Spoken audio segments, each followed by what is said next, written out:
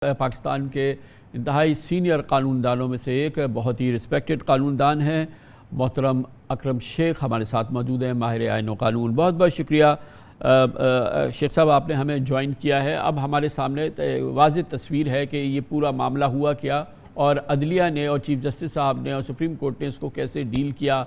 बाकायदा उन्होंने जैसे ही ख़त मिला उन्होंने तमाम मुतासरा जज साहिबान को, पूरी इस्लामाबाद हाई कोर्ट के जज साहिबान को चीफ जस्टिस समेत अपने घर पे बुलाया, फ़र्दन उनकी बात सुनी। उसके बाद उन्होंने बार को बुलाया, सुप्रीम कोर्ट बार को बुलाया, बार काउंसिल को बुलाया, वज़ीर कानून को बुलाया, अटॉर्नी जनरल को बुलाया, फुल कोर्ट बुलाई। फिर उसके बाद अगले दिन उन्होंने प्राइम मिनिस्टर से मिले और लॉ मिनिस्टर से, अटॉर्नी जनरल से मिले और फिर उसके बाद उन्होंने दोबारा जो है वो फुल कोर्ट को ब्रीफ़ किया। ये सारा जो है प्रोसेस चीफ जस्टिस साहब ने किया, जिसके नतीजे में अब जो तस्वीर हमारे सामने आई है, एक तो ये कि एक रुकनी रिटायर्ड जज की सरबराही में कमीशन बनेगा जो इसको देखेगा। TOR हुकूमत तयन करेगी, कितने दिन में रिपोर्ट देगा ये हुकूमत तयन करेगी। ये उसके बाद इस हवाले से मुतल्लिक़ा इदारों को सख्त हिदायत जारी की जाएंगी, परहैप्स एक्सप्लिसिट वो कैसे किस अंदाज में दी जाएंगी कि वो अदलिया की आज़ादी में मुखल ना हो। मुतल्लिक़ा इदारों को ये कहा जाएगा।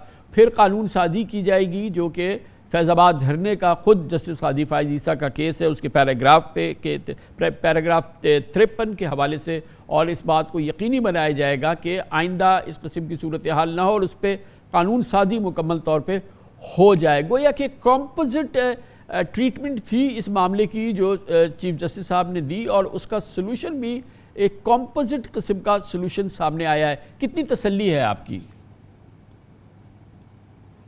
कामरान खान साहब, कमीशन का प्रपोज़ल जो है ये तो मिट्टी पाओ प्रपोज़ल है। ये सुप्रीम कोर्ट की, फुल कोर्ट की या चीफ जस्टिस की ये ख्वाहिश नहीं है। जिस तरह के ये आज की अभी लेटेस्ट फुल कोर्ट मीटिंग की जो प्रेस रिलीज़ है वो खुशकिस्मती से मेरे भी हाथ में है और उसमें ये बड़ा वाज़े तौर पे ये कहा गया है कि ये जो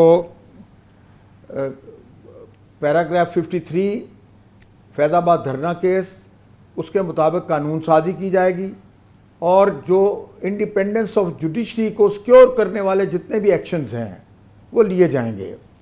तो खान साहब, ये कमीशन तो हुकूमत बेशक कायम करती रहे या ना करती रहे, अगर आपने इंडिपेंडेंस ऑफ जुडिशरी को सिक्योर करना है तो उसका सिर्फ एक इलाज है। वज़ीर आज़म अपनी सुबह की मीटिंग जो हमारे सरबराहान ISI के साथ शुरू होती है, IB और ISI के साथ, उनमें वो ये दो टोक उनको बताएं कि जिस शख्स ने जज साहबान के बेडरूम में ये कैमरे नस्ब किए हैं, फ़ोन नस्ब किए हैं, बाकी इक़दाम किए हैं, उनको ट्रेस आउट किया जाए। जब तक आप कल्प्रिट को तलाश नहीं करते, ये मामला बड़ा एक तरफा है। ये नहीं है कि जज साहबान की इंक्वायरी करनी है आपने। जिस तरह के मैंने सुना कि जी वो ये भी देखेंगे कि जज साहबान की शिकायत सही है या नहीं। ये किसी सरकारी किसी अहदेदार ने अपनी गुफ्तगू में कहा है। मैं समझता हूँ कि ये जो शिकायत है उसमें इस शिकायत को, जज साहबान की शिकायत को शुबे की नज़र से किसी ने नहीं देखा और ये बात बिल्कुल हतमी है और बड़े तसलसल के साथ इसी तरीके से सामने आ रही है।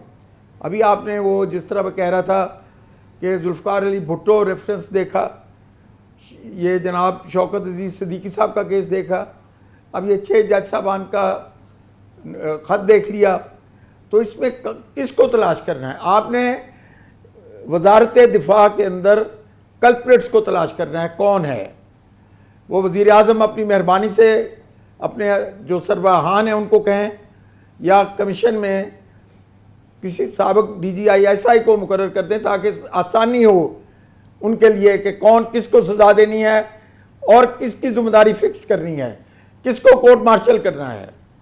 ये मामला बड़ा, ये इसको पेचीदा करने की ज़रूरत नहीं है।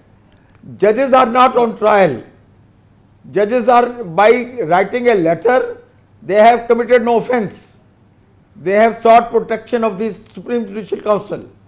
They have sought protection of the Chief Justice of Pakistan, ताकि वो अपने फ़राइज़ आज़ादाना और मुनसिफाना तौर पे अंजाम दे सके। बस शेख साहब, असल बात तो ये है कि बहरहाल जो भी इसका रेजोल्यूशन हुआ है इस क्राइसिस का, उसमें एक तो जो सीनियर मोस्ट जज हैं सुप्रीम कोर्ट के, वो दाएं हाथ पे रहे हमेशा चीफ जस्टिस के, जनाब जस्टिस मंसूर अली शाह जो प्यूनी जज हैं, जो next supreme court chief justice है। उसके अलावा ये 2 बार मामला फुल कोर्ट के सामने भी आया।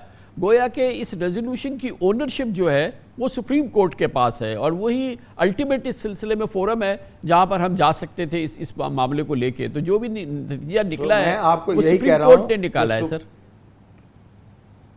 सुप्रीम कोर्ट के प्रेस रिलीज का आखिरी पैराग्राफ जो है वो डिसाइसिव है, और मैं उससे इत्तफाक करता हूँ।